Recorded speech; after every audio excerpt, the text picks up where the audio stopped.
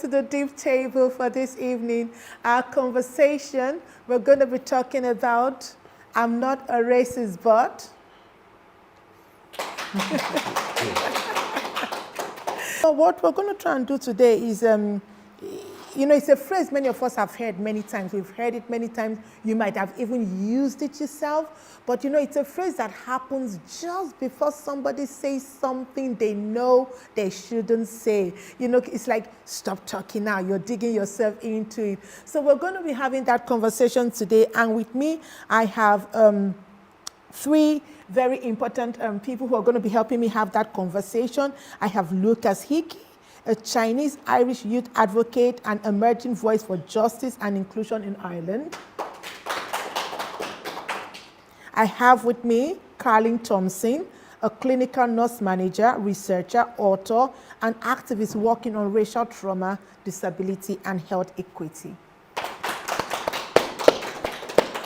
I have Nessan Vaughan, a veteran of the Irish public service and community sector, deeply engaged in tackling poverty, exclusion, and inequity. So in this conversation, we want to unpack what sits behind that phrase, the defensiveness, the denial, but also the opportunity it gives us to learn and to act differently.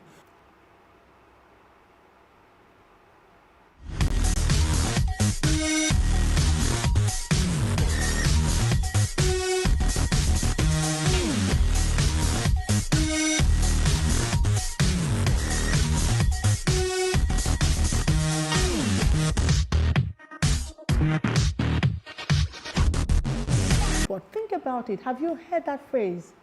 Have you used it yourself? Does it do something? What does it trigger for you when you hear that phrase? What immediately comes to mind when you hear, I'm not a racist, but? I'll start with you, Lucas. Well, what immediately comes to mind is two things. One thing.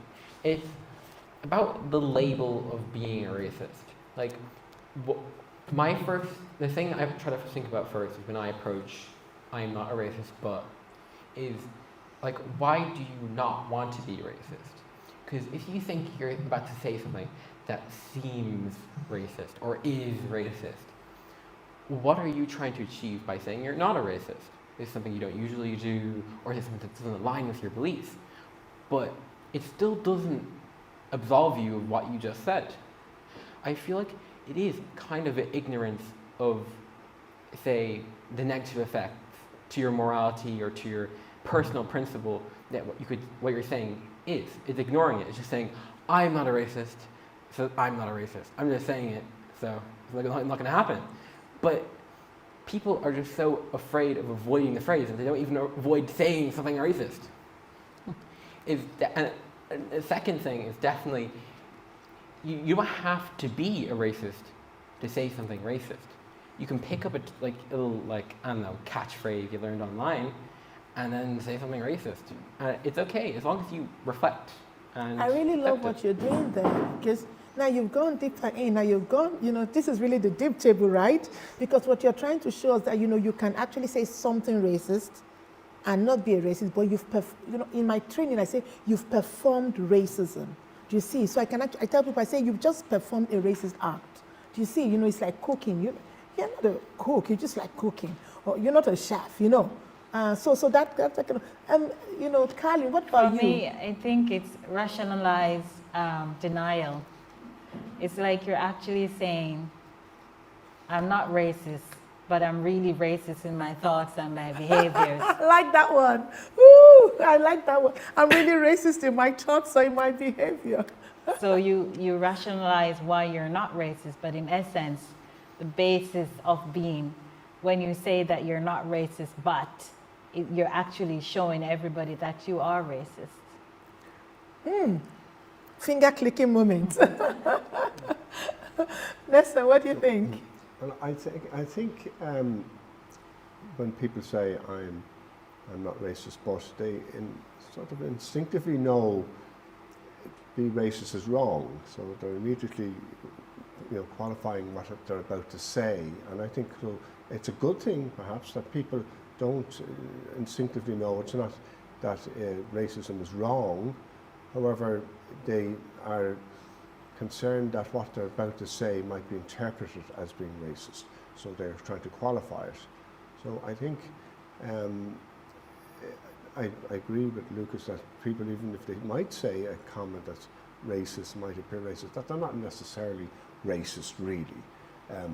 I think we all have to check ourselves. Sometimes we just say something, and it doesn't mean we should label people as being inherently racist because a comment that mightn't be particularly correct about it. But I think it's a positive thing that when they say but, that they know it's sort of wrong. So I think maybe later on in the conversation we might chat about what do we do, how do we deal with that, because I think the power of encounter is terribly important with people like that, if when they make comments like that. Okay, so again, I think that's going to be a conversation we're going to try and have that conversation for another thing, because I think that's an interesting one that, can you perform racism without being racist? You see, can you do something that is racist without being a racist? I like that one. That's going to be a conversation for, I think that we're going to have. But tell me, has any of you encountered, this statement where anybody has said it, like, I'm not a racist, but, either professionally or personally, and how did it make you feel? Anyone? Frequently. Some of my mates in the pub will say it. And of course, the most blatant racism you come in Ireland is racism towards travellers. That's blatant, and it's rarely apologetic. It's rarely qualified by, I'm not anti-traveller, but in fact, I think it's the most blatant racism. But I do encounter it, I do hear it from even some of my mates when they say it. And it's more said around a sense of Ireland not being able to cope at the moment with the number of people in our country. Housing, linked in very much to housing and access to services. And so they feel it's maybe new communities coming in, but it's usually people whose colour is different that they point to, because I don't think they point so much to people who are maybe from the Baltic states or Eastern Europe. I think it's often people of colour that they label and that they resent, perhaps, in our community. But I do, it makes me, I get annoyed and angry, but then I say, that's not the right response always either, and to be too preachy. So I want to come about encounter, the potential and the power of encounter, meeting people where they are, I think can be potentially transformative. Carly, yourself? Yes, I've had many experiences where people have said to me, I'm not racist, but, or they've put on another phrase on it. I remember in 2004, there was an incident on the bus, and the bus driver decided to not let us on the bus. No reason. That's just us three ladies who were black. Everybody else was allowed to get on the bus. So we decided that we were going to go on the bus anyways. And I asked the driver before I sat down, I said, why did you do that? And his response was, because he can. Oh no. So I then said to him that what you did wasn't right. So he decided to call the guards. And he told us we needed to leave the bus. So apparently he didn't want any black person on the bus. And it was a public bus. And when the guards came, because we had to get off the bus, he wouldn't move the bus with us on it. So when the guards came, they were running across the road to come to us. So we thought, there was some crime being committed, that they were you were the running. crime. They were running so hard. Your skin color was the crime. And there was a female guardie in the group of men that came, and I said, what this man is doing is racist, and it's obvious, and it's not right. And she said, I'm not racist because I work with a lot of black people in my job. I said, working with a lot of black people doesn't define if you're racist or not. So that was a real shock for us. We fought and we were treated really badly, and the people the guardie that should have protected us didn't. And that trauma still lies in my memory until today. You know, so that's 21 years later. I still remember that incident as if it was yesterday. Yeah.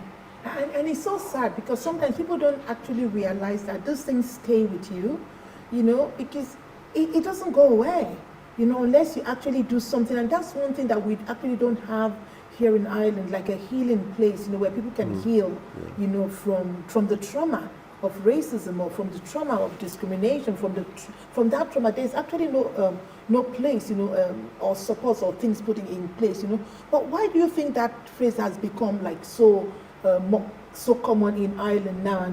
And you know, like, and what does that tell us about how we talk about race in Ireland? Anyone can go. So anyone can jump I in. think it's definitely come with the kind of like the way people who aren't into politics or into civil rights think about racism, or what? Yeah. I think I'll go with that. But like basically, like people don't really care about racism. That's like I don't think people don't actually care about racism. People don't they don't put awareness and effort into what they do that much. They just want to avoid the title of racist. I think the worst thing you could say to a white person is racist because they hate it. They just like they don't care if they said something racist. They just don't want to be a racist. It's just like people have such a low awareness of what they do in the world and how it connects with, you know, other people, especially in a political context. People want to avoid the consequences of politics so deeply because our culture demands it. And then people trying to avoid politics, not making things awkward, eventually stumble into politics and hurt someone, and then you can't talk about it because it's politics. I do believe that people are afraid of being called racist. They are afraid of having that conversation. Not only are they in denial, but I think they're not educated, they're quite ignorant. And in their ignorance, they don't want to learn. I believe that it's a conversation that needs to be had. And I also believe that a lot of people do not only understand the concept of racism in ethnic minorities, with ethnic minorities as well, because I've met a lot of people through my research who do not know or did not know at the time that they were discriminated against, and there were racist attacks towards them. So there's a lot to unpack with that, and there's a lot to learn about racism. But I think that we need to call it out when it happens. I think we need to have conversations so that people can have a better understanding of what it is, how it affects people like ourselves, and how we can, you know, reduce incidents and also help the society to grow beyond being racist. What do you think people are protecting really? When we go through this denial phase of, oh, I'm not a racist, but what are we protecting? Is it identity? Is it reputation? What is it? Is it the self? I don't know. I don't think people like they don't like the label racist. Even I've seen on some of the clips on Facebook, usually, from the far right, what we're calling the far right. We can talk about those another time maybe. But some of them will be protesting. They call me a racist because I'm highlighting, you know, the number of people in Ireland, or the migrants, or the plantation and so forth of Ireland that they call. But they're offended, actually, if they're called racist. Which I find it very interesting that people they don't want to be labelled. Even those who are very racist don't want to be labelled as racist, or they don't see themselves as racist. That's where we need to have the conversation and produce opportunities for encounter. Because people are transformed, we all transform when we meet people, even people to whom we're vehemently opposed. We've seen it up in the north, seen the Good Friday Agreement, people who never ever speak to each other. When they went into government together, they got on very well and liked each other, often based on personal relationships, and they broke down prejudices. But can I say, and I know you haven't asked me, just as an Irish, as a white Irish person, I find this racism and racist remarks hugely embarrassing. as an Irish person. I really do. So you suffer the thing we black people suffer. You know, when we hear that the black person has done something, we're like, oh my God, what have they done again? Because, you know, we get to, it feels like if the society is expecting us to take responsibility, you know. No, I'm deeply ashamed and embarrassed, and particularly as a migrant people ourselves too, where we were minorities, and we know what happened in London years ago when the Irish went to London in the 50s and there was no blacks or dogs or Irish, you know. And so we have a particular responsibility to be sensitive. But I know that sounds a bit maybe preachy, but we have to come up with strategies for countering it. Call it out, yes, but calling it out is not enough. Yeah, definitely, I agree. We have had a long history of like anti-racist like notions in Ireland because we have been affected by racism to a lesser scale, but we have had enough taste to know better. Like Daniel O'Connell begged Irish immigrants in America to end slavery, but they wrote back to him, hell no. And it's just like, you know, we've always had to like we shouldn't be falling for this. We shouldn't be falling for like colonial ideas that are used to control us. Because racism once was used as a hammer to hit us on the head, and now we're using it to hit other people in the head. So we're just basically doing, like, you know, our master's job for them to like oppress people who, you know, literally haven't done anything. And in the end, we end up oppressing ourselves and making everyone just less well off. Thank you so much. So maybe let's move to, you know, how the, you know, this, I'm not a racist, but how it manifests, you know, in workplaces, in schools, in the community. You know, Carly, maybe I might come to you, like, you know, how have you seen, you know, the I'm not a racist, but, you know, you're in the healthcare system. I was reading in the news, you know, that in the UK, that and we always think that UK or America is worse. It's because they have data. We don't collect disaggregated data, so we don't know. It's not because it's not here, we don't collect the data. That's why we don't know. But in the UK, it was in the news that, you know, the crisis, you know, racism within the healthcare system was, I was seeing a number like 55%. It was like it's going up, you know, it's reaching some scale. So how do you see the I'm not a racist board within the healthcare, either among staff or you know, do you see it at all? Oh, sorry. Healthcare. Sorry. Yes, I see it every day. And when people say, I'm not a racist, but I see them saying, but we need you, but we don't really want you. Mm-hmm. I'm not a racist, but I'm not being paid the way I should be paid based on my qualification in the healthcare sector. I'm not a racist, but it's okay for a patient to tell me, I don't want you. I want a white doctor or a white nurse. I'm not a racist, but you think you can speak to me anyhow, and I must never react. I'm not a racist, but you think you have the right to touch me anywhere on my body, but I have no right to talk about it. I'm not a racist, but when I bring racist act to at a higher level, there's no support. I'm not a racist, but we don't have the same equity as immigrants as our Irish counterparts in the healthcare sector. So I have a long list of I'm not a racist, but. And as I say, it's in a lot of ways it's very traumatizing because you need healthy, what I mentioned in my research is that you need healthy doctors and nurses within the healthcare sector to take care of people who are unwell. And if your job make you unwell, it's impossible for you to take care of ill patients. So racism has its own impact on immigrants in the healthcare sector. And I often wonder, would the Irish healthcare system still stand if we weren't there? Would the Irish healthcare system be what it is now if there were people like us who weren't there? You know, there was a country that did an exercise. I think I saw, you know, it made the rounds. It went viral, you know, where you know, all the staff stood and it says, you know, people who were ethnic minorities or minoritized groups should live, and the stands became empty, particularly in the healthcare. And we all know all that. Sometimes I jokingly say it, but I'm like, imagine if we just took a, minority, work-free day, we're just going to take a national holiday, not even for a whole day, just for 12 hours.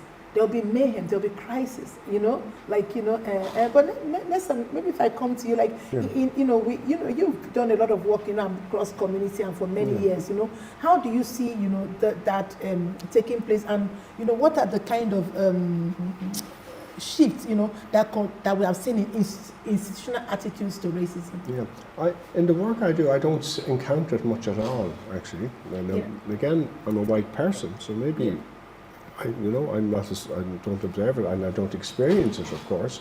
But the sort of work I do in the communities and organisations I work with, it's anathema to be racist. It wouldn't be tolerated. It would be frowned upon. In fact, the work we do is inclusion. So, for example, I'll give you an example of something positive. Is one of the projects I chair in the North Inner City in Dublin.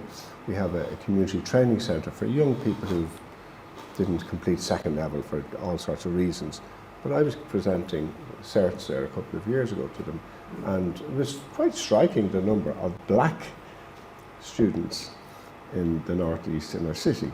But also what was really striking too was how the colour didn't matter to the students. They embraced each other, white or wherever they were from, and they had other different nationalities. They weren't just white Irish, by the way, but white, and all sorts of people from other nationalities, and some of them were unaccompanied minors who joined us, by the way.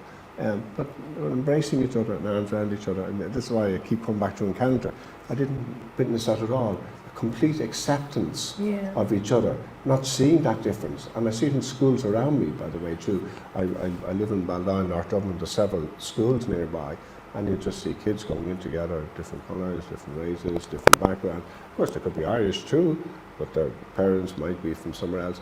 They don't seem to see colour when they're very young. So I don't witness it. I just sometimes hear it on the street. I sometimes see it on social media, and I sometimes might hear it in other areas. Not in the work I do, but it would be so frowned upon. But I give one other example though, where we were thinking of inviting someone, a former staff member, onto a board. I won't say where, but it was said to us, he has very strong views. He's gone on some of those marches with far right. So we immediately said, he's not joining our board. And everyone said that. He's not joining our board. So there are organisations where the values where this would be anathema to them.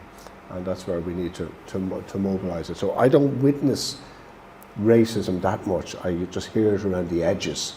Here and there. And I was going to take you up on that because, and I know, because I've met people who will say, oh, my school is this, or my workplace is this, but when I come in there, I get a different report. Because you see, because sometimes, and maybe I might, pick us up on that, because sometimes people don't want to be seen to be too sensitive, so they pretend, they wear the racism, they carry it, so they're in there. But when you look, who am I going to report to? I'm going to report to somebody who looks like the person I'm coming to report. So they don't bother, or all of that. But maybe Lucas, I might ask you about like young people, how do they cope with the pressure of not overreacting? So when they experience or encounter racism, how with the pressure of not overreacting or being seen to be sensitive. I know that, sometime around the Black Lives Matter then, there were a lot of young people from schools, and what's her name now, Emma Kelly. She did an interview. She actually did a presentation on television to show that young people in our schools who normally don't talk about racism, but because of the freedom of Black Lives Matter, people came out to start talking. People who had even left schools, they came out to start talking about the horrible experiences that they were having in schools. So on the one hand, we look and we say, oh, it's not happening in my school. But it is happening, because if we've not done anything to ensure it doesn't happen, then it's going to be happening. Lucas. I definitely like to start with, it's like the flip side of the coin now. I gotta say, racism definitely is enshrined as a part of youth culture.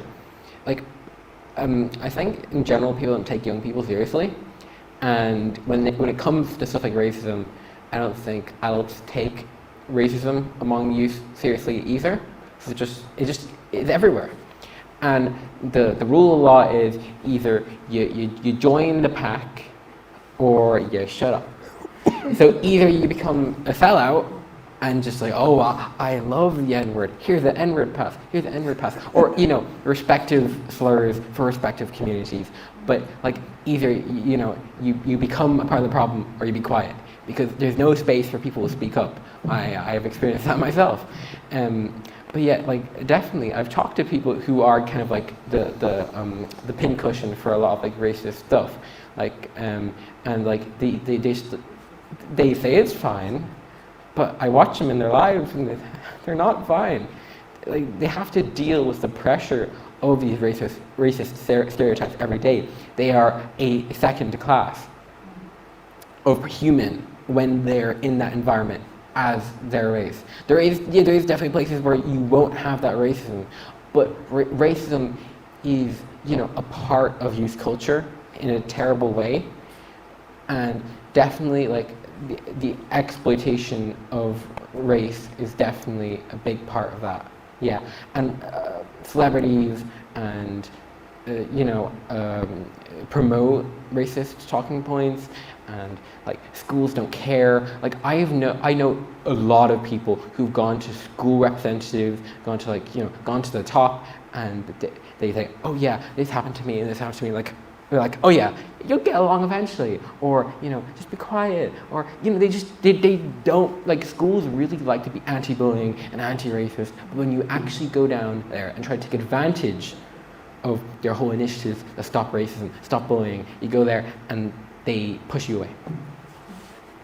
Okay. So again, so that's some, you know, I hope, and we're going to cut this up and put it and make sure that the government actually hears, you know, because they keep talking about our next generation, the younger generation, and so one of the things we're hearing is that, you know, that behaviors, you know, racism is like, it's not something we talk about openly, yet we experience it openly. We try to be polite about it, you know, so there are all of these, you know, nuances that, you know, that it's not as straightforward and as simple as that. But maybe we've talked about that, it's like something that hides in plain sight, you see? So racism is there, but it's like it's there, but it's hiding in plain sight. Racism is quite subtle. Yeah. It's very subtle in the way people are racist, like their microaggressions. They will show consistently, but it's quite subtle. So, and because people don't call it out, they keep doing it. They think it's okay. Like, you know, when you think about unconscious biases, all of us have them. But then unconscious bias comes with stereotypes, and they might assume, for example, I'll give another example in the healthcare sector, that people of color, that their pain threshold is supposed to be much higher than a person who is white, and that's not a fact. That's not true. So that's why you might have more mortality with people of color. So racism is everywhere, and it's in every facet of society. You can go to a Catholic church and you might be sitting in the pew and nobody will talk to you, but they're in the church. And it's a holy place where it should be full of love.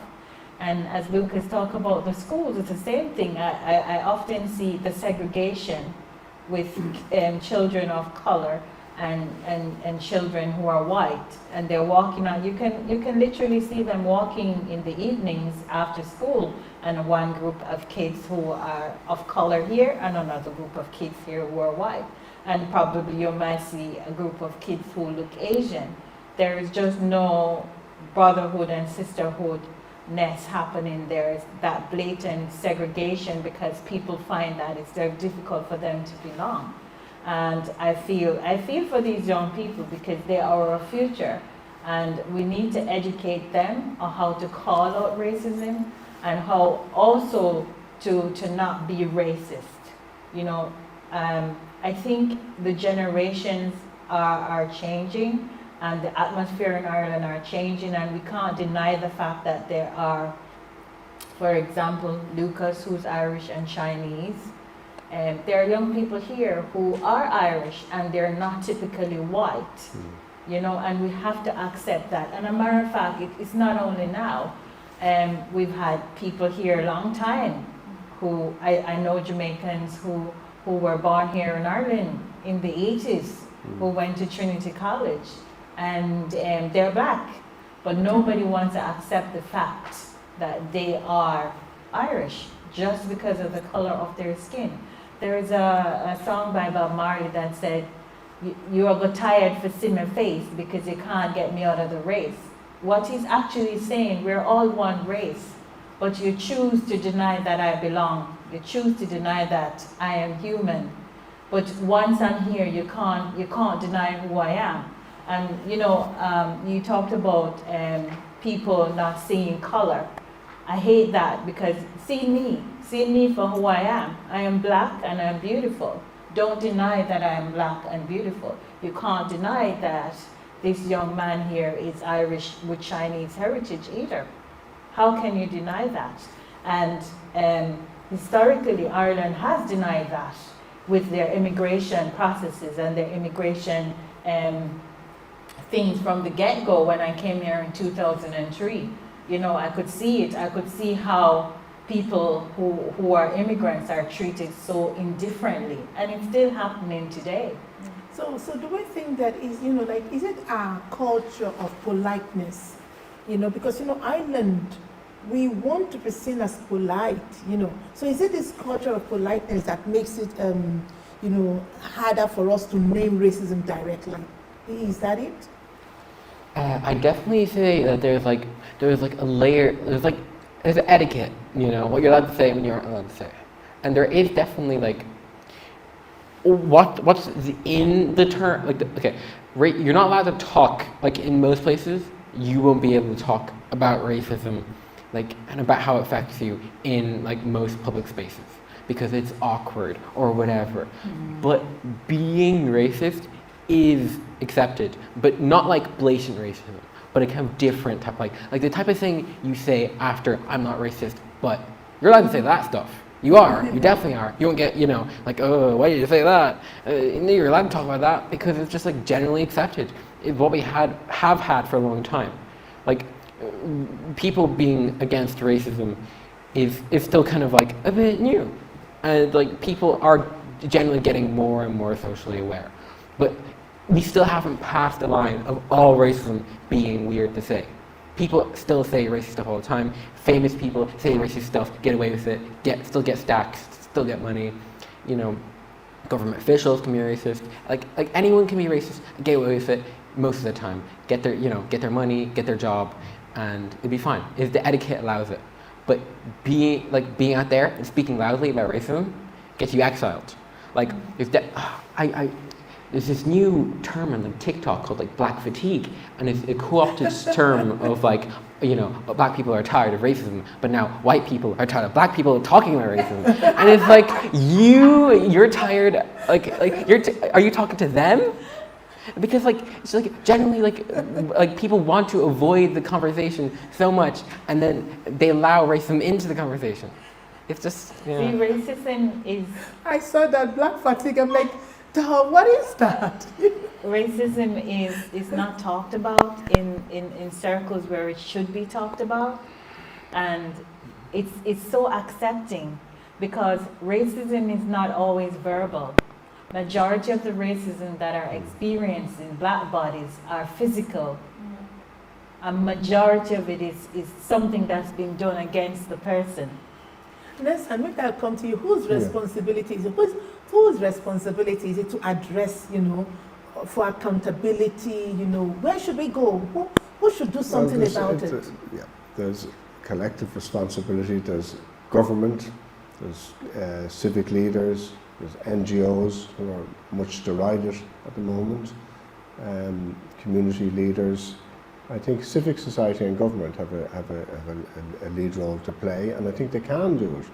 I mean, most prejudice, racism and prejudice is based on fear and ignorance, and I think sometimes you have to address the roots as well as to why people are behaving this way. People with disabilities feel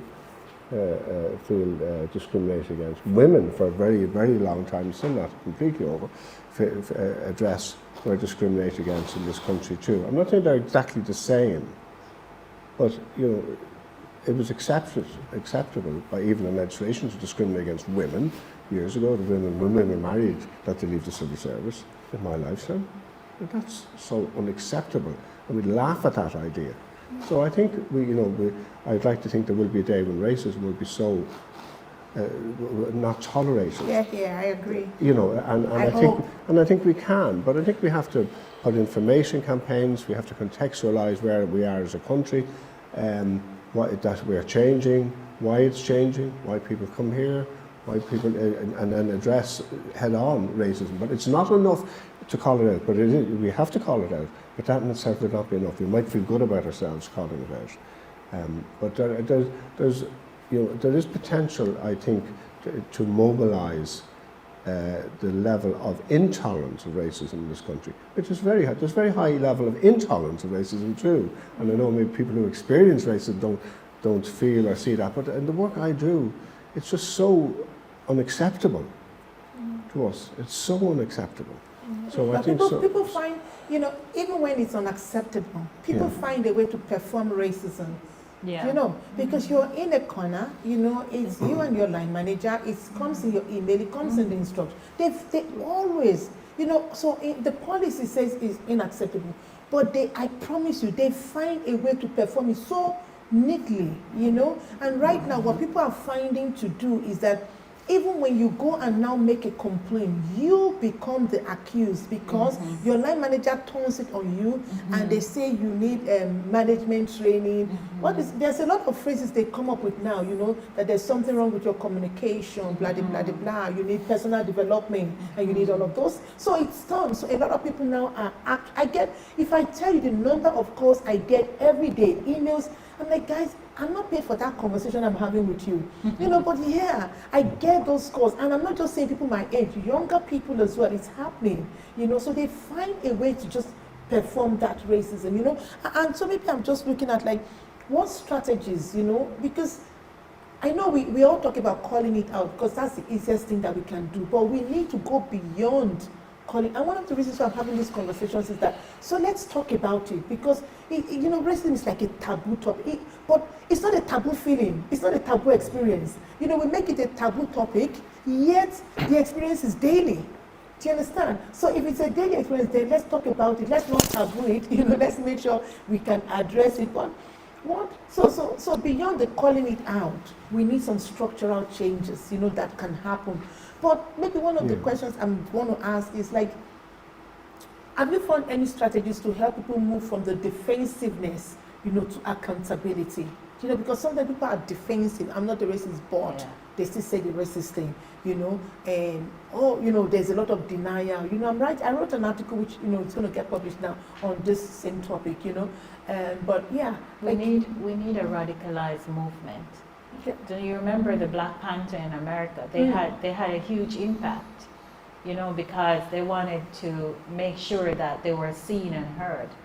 And there needs to be a radicalized shift in Ireland to not only push away this whole impact of racism, but to make sure that going forward for generations to come, that people will realize that it's wrong. And also, it's the law. It's law that we should not be racist. We should not discriminate based on a person's culture, their accent, their religion. But it's happening every day. So we also need to enact the law.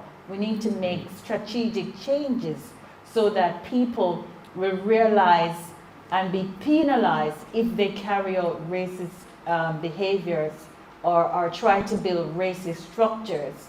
I remember the other day there was someone talking about we should not attack an individual. Now, if you thought about the history of Black people, we're one of the kindest and calmest people. We have suffered so much internally and externally, yet we don't fight back. We don't fight back. We're not the ones who are fighting back all the time. But it's the system She talked about we need to fight the system, but it's people who actually make up the system. So how do you fight the system if you don't fight with the persons individually? Because if you educate people individually, it helps.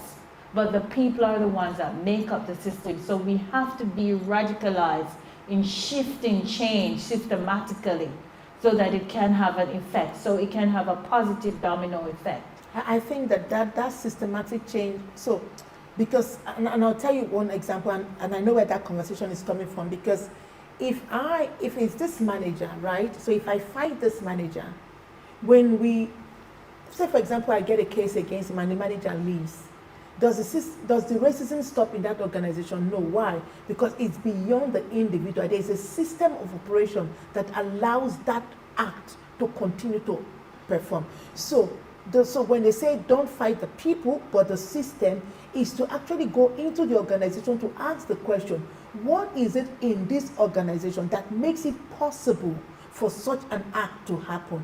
I give a really ridiculous example. I say, if I came out of my house now with no clothes, no taxi man would pick me, the taxi won't take me, the hotel won't let me in here, everywhere won't let me in. Why? There is an unwritten code that you don't come out with that. Do you understand? It's unacceptable. But so it means that there is something in that organization, in that space, in the nation that permits the act to happen. And so while we are not getting deep, is that we are not asking those questions. What is it about us that makes it possible that this can happen? If you don't ask that question, you will never get to the deep of it. So they get people to come and do training, and they tell you, they can't speak English, say hello, say go, shake their hand. I say, that is not racism, bro. That is not it. That is not it. You have to go. There's a culture, there's a system that happens. But, look, as we... But can I say, yes. like, there's other forms of discrimination and that are now not accepted in society by and large. So I think there are lessons to be learned as how, why did they change? So discrimination on grounds of gender was prevalent in Ireland. Discrimination on grounds of sexual orientation has changed radically in my lifetime.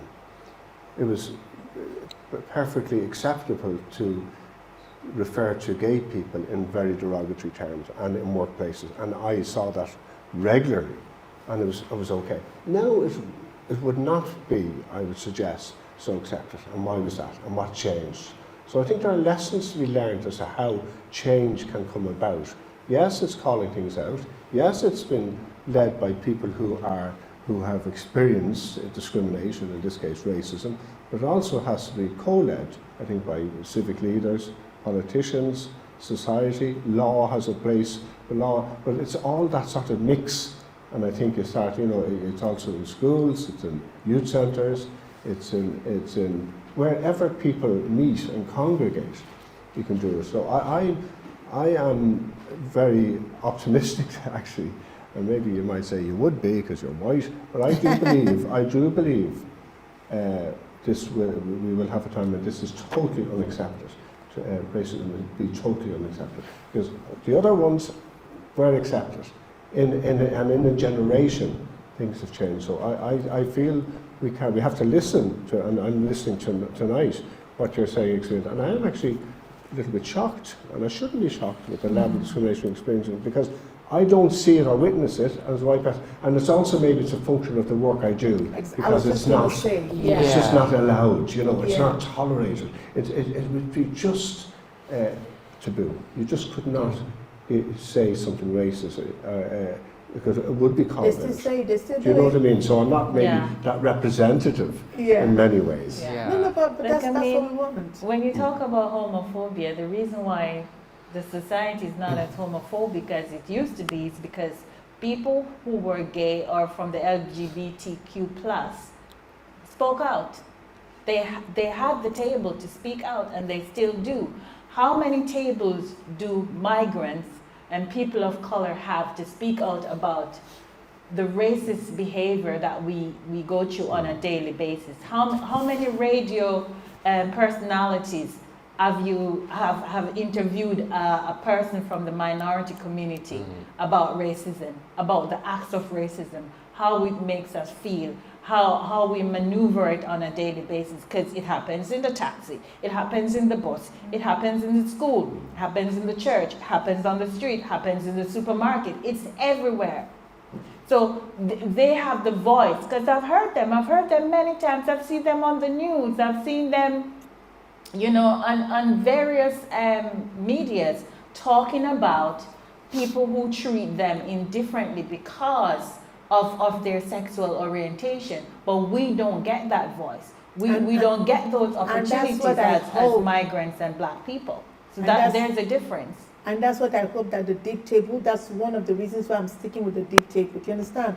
Because, you know, even when we get called to the media, you are given 5, in fact, you speak for 10 minutes, and they edit it and they use 1 minute of what you said, and you're like, that was not even the context of what I was supposed to say, you know. And then sometimes with so much lights on, you know, like all of those things, you know, all the stuff you wanted to say goes because they ask you one question that throws you. But you know, here we actually have 40 minutes, 1 hour, you know, we can go deep. If you've mixed something, you can come back in, you know. So and that's what I really hope, that, you know, we're able to get our voices in there. Look, you know, our time is, you know, and I'll come back because I have 2 final questions with you.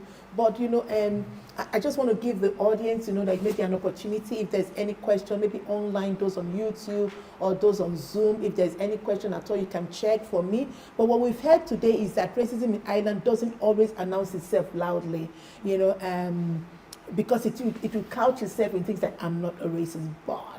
Yeah. I'll try not, because I'm on radio, I will not say it the way I normally say it, but imagine it. I'm not a racist, but.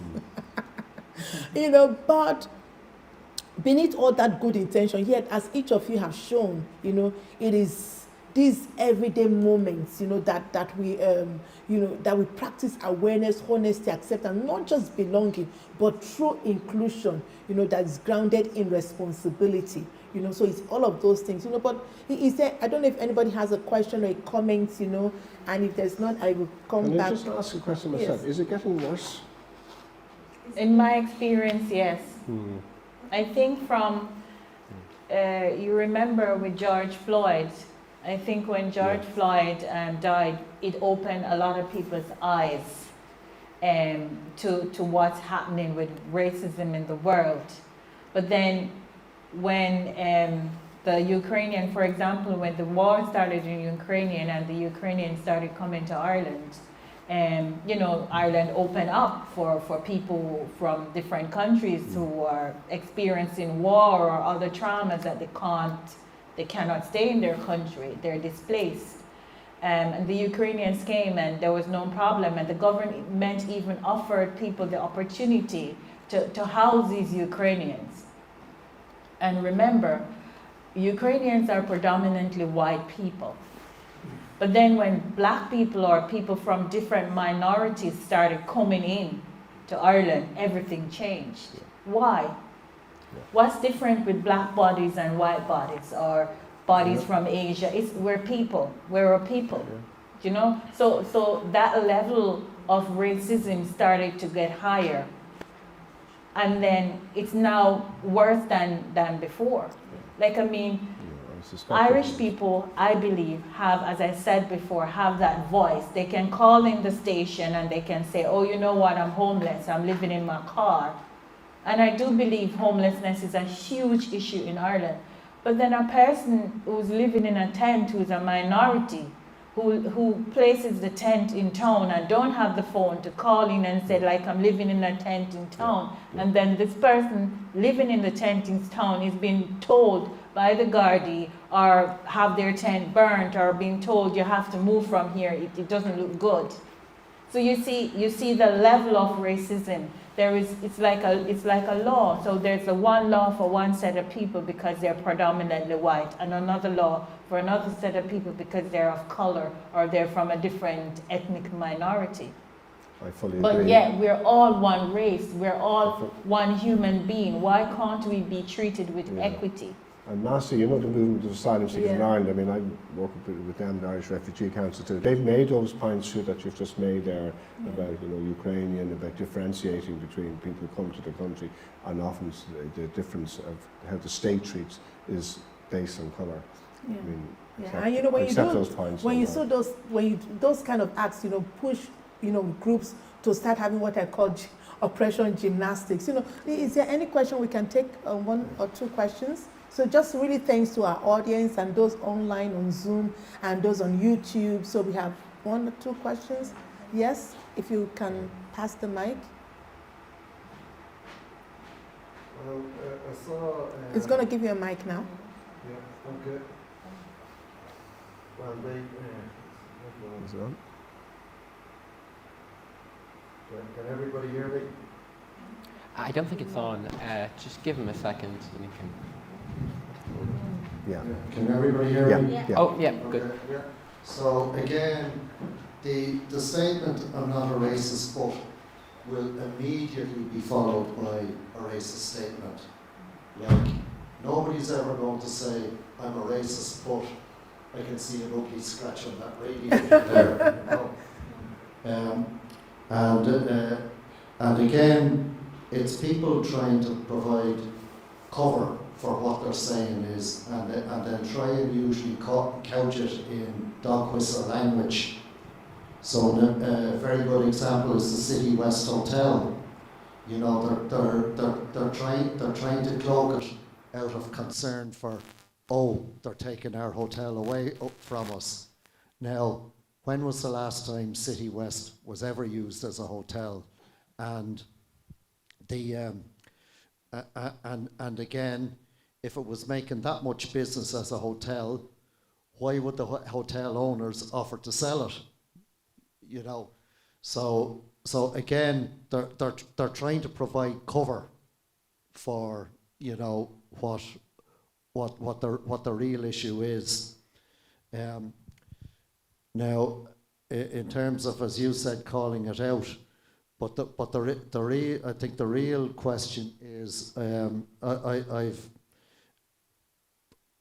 how do we move this discussion out of, because we're all in here, out of an exercise in preaching to the converted, out of the echo chamber, and actually make it a concern for people who can make decisions?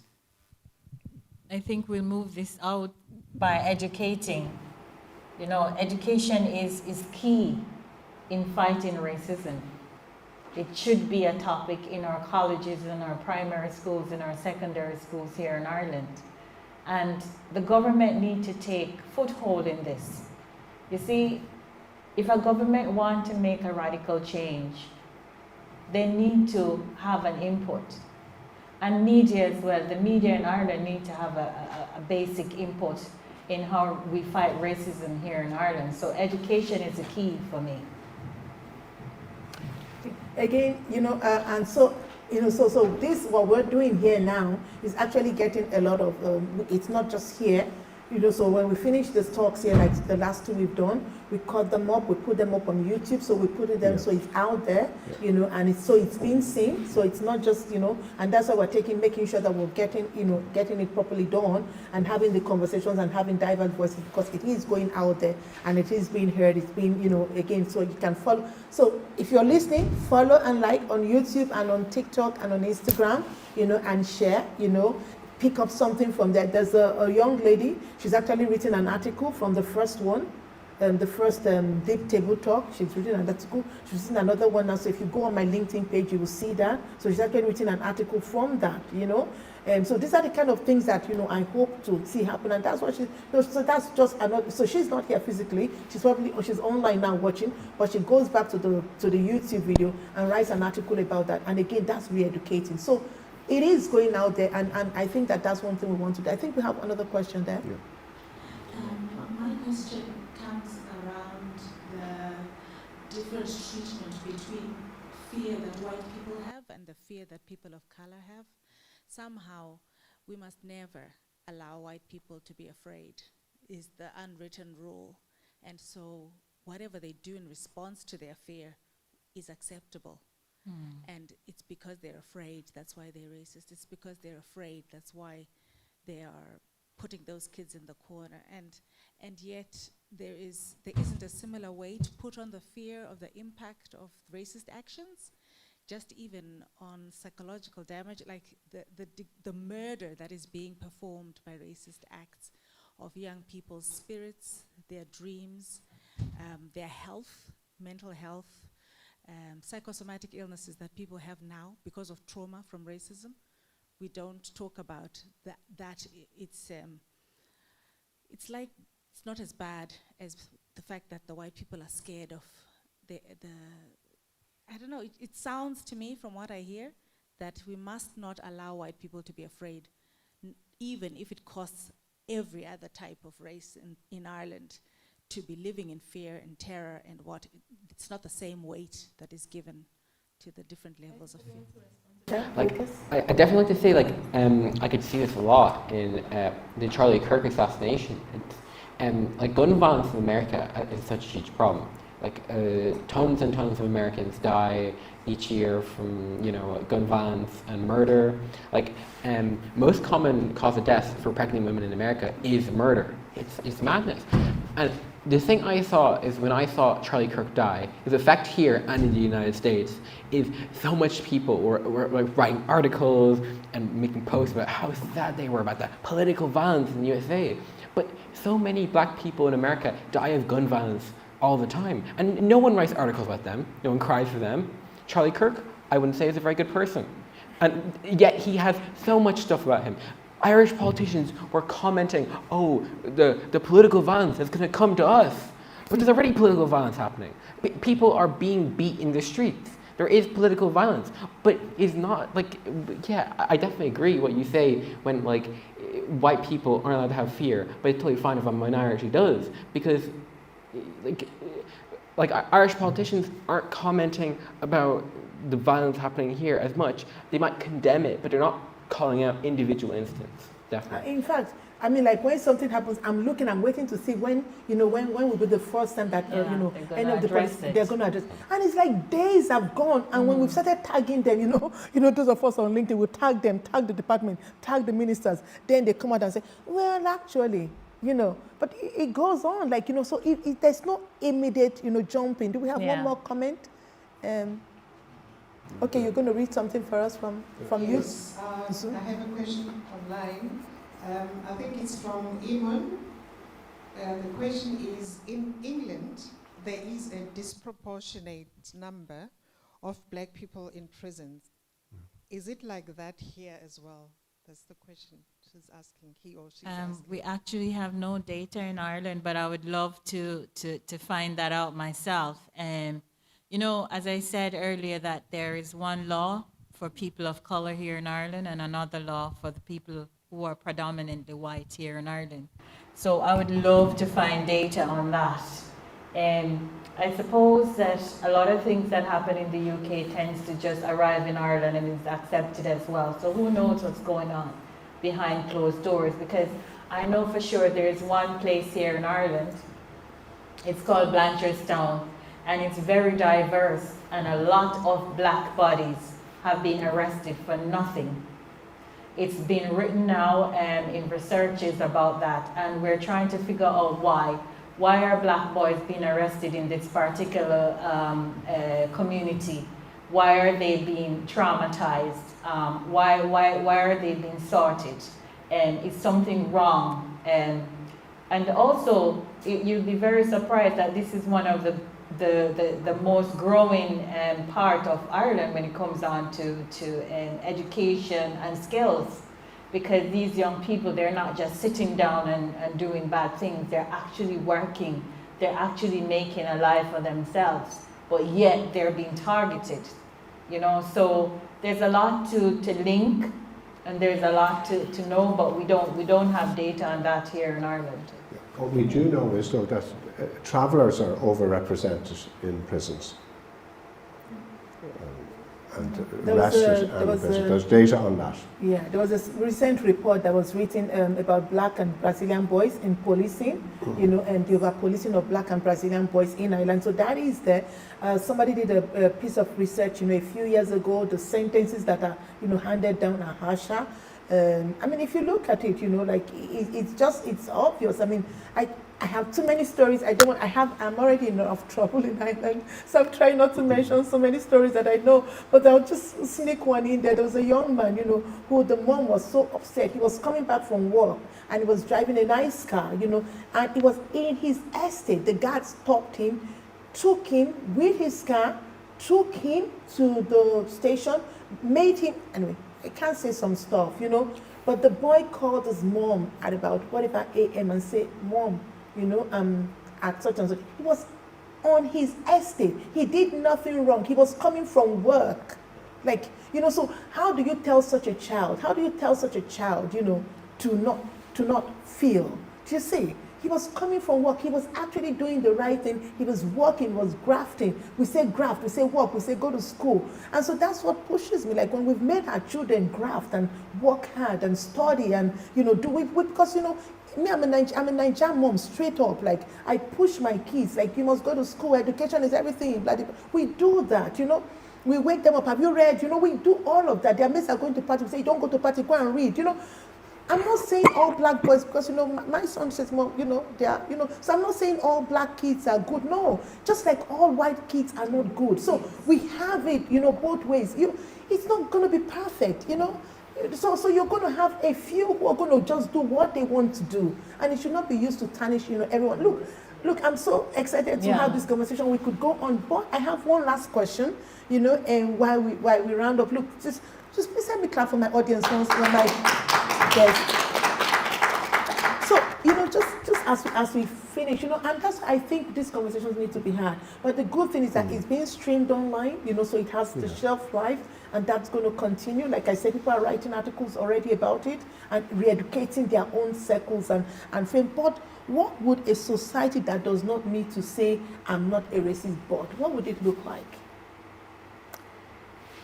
If we didn't need to say, what would a society that doesn't need to say that, what would it look like? I'm just dreaming, like. I'd definitely say it'd be a society that accepts its biases. Because in the I think the way people learn about biases right now is flawed. I don't think there's any good resources in around for media literacy when it comes to bias. People always see bias as necessarily a bad thing. Bias is your values and your beliefs and your experiences applying to what you do. You can't get rid of them. If you try to, you're gonna end up doing something and not knowing you did it. When you say I'm not racist, but it definitely shows me that there's still kind of the process of bias in your brain. You don't properly observe it. You can say something that is racist, but you could be not racist. But it's accepting the content of your message. You shouldn't even have to say I'm not racist, but you should be able to point out exactly what's racist. And say, this part is kind of racist, but I have concerns about this, and then maybe try to find why it's wrong. Because racism isn't right. There's no inherent nature to a race that affects the world like racism makes it out to be. And definitely, being able to see the talking points on the news that politicians say, and people being able to point it out.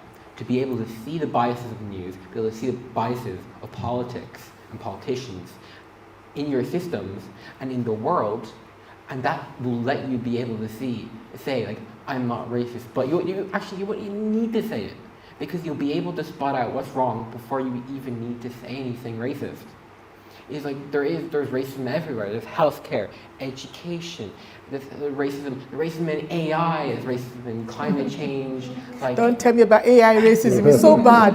I told AI to give me a picture of black people dancing. He gave me black people with kunta kinte. And it's not just that, but AI takes water from predominantly black neighborhoods. It causes droughts, and climate change. People of color don't get as much support, and there's racism in everything. And once you're able to observe that, once society is able to point it out, before even needing to say I'm not racist, but they'll be able to point it out. And I think that's the society you want. A society that's able to say out loud, the racial biases in the things that they say. And not explaining it, just using the word racist, but explaining why.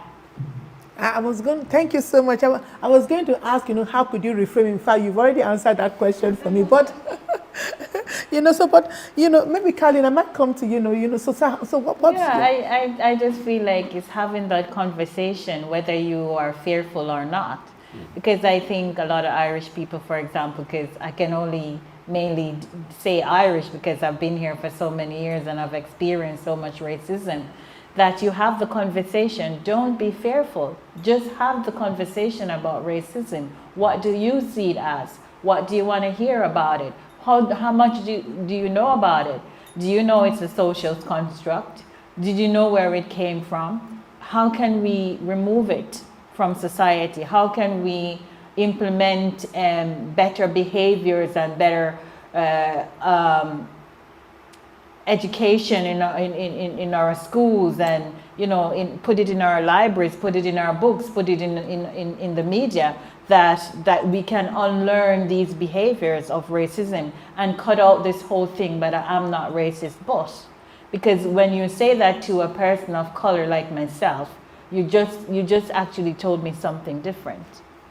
Listen. Yeah, I think it will mean that there'll be a cultural change in Ireland where, there's genuine respect for diversity and difference. And I think, as I mentioned earlier, I gave some examples where society has moved on, and I think there's learning to be got from that. So, but I think it's leadership.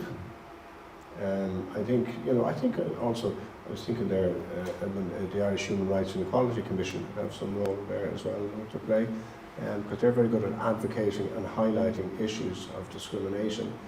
They may have a role, but I think it's a cultural change, and there are many, many layers to that: education, schools, but civic society, politicians, campaigns, white people also. Naming it, white people getting involved as well.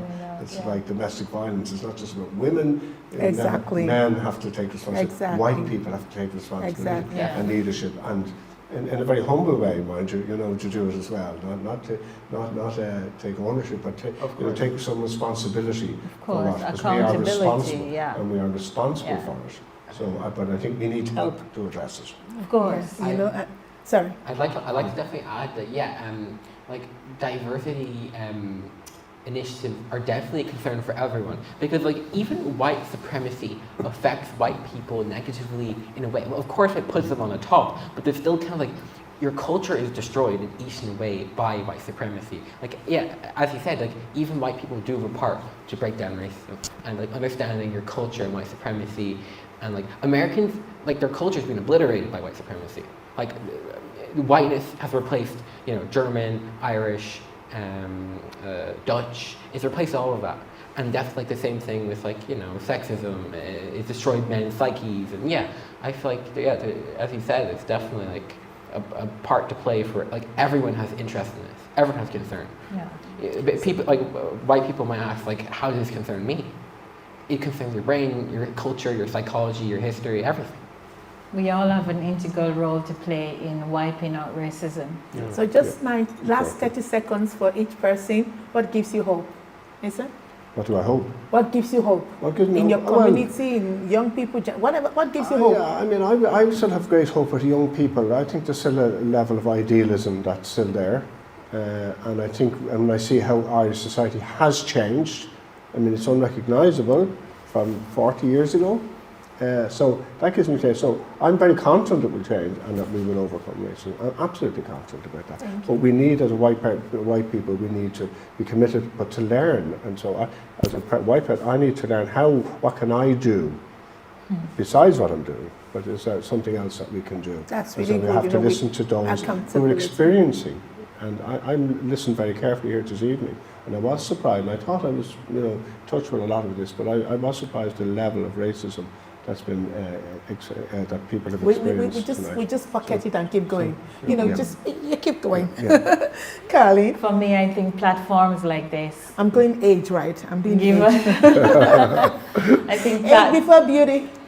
I think a platform like this, like this DEeP table, that give us the opportunity to speak out. Like also, like the other day we spoke about racist experiences in a Black History panel table that we did, and it's the opportunity to not only talk about it but educate people, because like yourselves, you know, I get this all the time. I'm very surprised. I never knew that you were going through this. I never knew this was happening in Ireland. So it's good to talk about it and to have that avenue to talk about it. Someday I hope to be on RTE to talk about it, because it needs to be talked about. We should stop being in denial, or we should stop saying, oh, we shouldn't talk about it. Who are we protecting? Are we protecting the racists? Are they going to stop if we stop talking about it? Are they going to listen if we talk about it? Yes, they have to. You know, so again, it's about unlearning. We have to be in spaces where we know, where we unlearn all of these things that we've learned. You know, one of the questions I asked earlier, like, you know, a training I do, I always talk about what I call racism stoppers. You know, so I teach about racism stoppers, you know. So instead of allowing it to carry on, it's like, oh, I didn't know you taught like that. Do you understand? You know, say, oh, we don't do that. You know, so they are racism stoppers. You know, so they're just tiny phrases, but they stop the racism immediately. You know, but Lucas, you. I definitely your hope. What's your hope? I definitely I agree with the combination of both. Like it's good to see like new initiatives and new like ways to talk sprout up. I feel like definitely, it's nice to see other like. I think that what gives me hope is definitely other people doing similar things, like bringing their ideas into the world and getting it done. And I feel like definitely the more we have of like, you know, go-getters and like, you know, like just like activism, definitely. Like, I'm trying to like, I'm kind of like, I'd say I'm kind of new to activism. I've only been like in this game for maybe 1 or 2 years. Look at this young man. He's been in this game of activism. 1 or 2 years, or like, and like that's a small part of my life, like only a sliver. And I feel like just in these years, I've seen so many inspiring, driven people who are so smart, so wise, and like people my age or multiple times my age who've done so much things for people. And I'm so inspired by like all the stuff other people are doing. It does give me hope for the future, like that more and more people are made each day who go out and help someone in a big way. Yes. Yeah. Look, thank you so much, you know. I mean, just thank you, you know, and it's such amazing to see a young man like you. I mean, I've listened to you so many times, and like, okay, we need to feel this young man. He's got something to say, you know, and we're talking about, you know, that our future, you know, is in the young people that we're you know, looking at that. But, you know, I mean, I can't end this without, you know, even drawing our attention to the 10-year-old, I think it was a 10-year-old boy, you know, who was beaten by his, you know, schoolmates, you know, his classmates, you know, and you know what upset me about that? You know, I watched it, I heard the punch, like I heard it, I thought I felt it in my own body. I was watching it on the screen, but it felt like I felt the punch. Like, take your hand, and it was just, I don't know, you know, it just stayed, you know, the memory etched in there. And you know what upset me was the fact that I was reading the comments, and I was hearing people saying it's not racism, discrimination. I'm like, stop it. What needs to happen? Do you know, you really want to, and you know, so it's those kind of things, you know, you're almost, so when I was reading, I was almost seeing people like saying like, it's not racist, but, do you know? Denial. You know, so it's just that massive denial, you know, we have to shift from that. Look, let's remember that, you know, the phrase, I'm not racist, but it's not the end of a conversation. It's really an invitation. It's an invitation to actually begin one.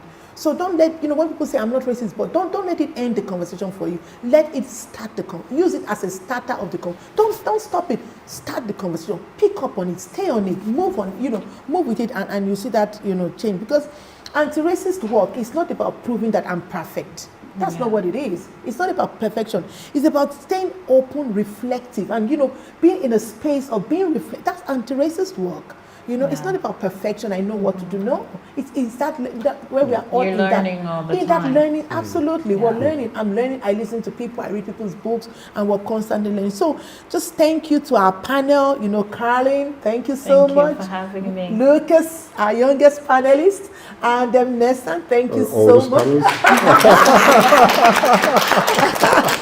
I cannot be accused of ageism in any way, either younger or older. We're all here, you know. Exactly. So until next time, this is the DEeP Table. Make sure you follow, you like and follow, and see you next week. Thank you.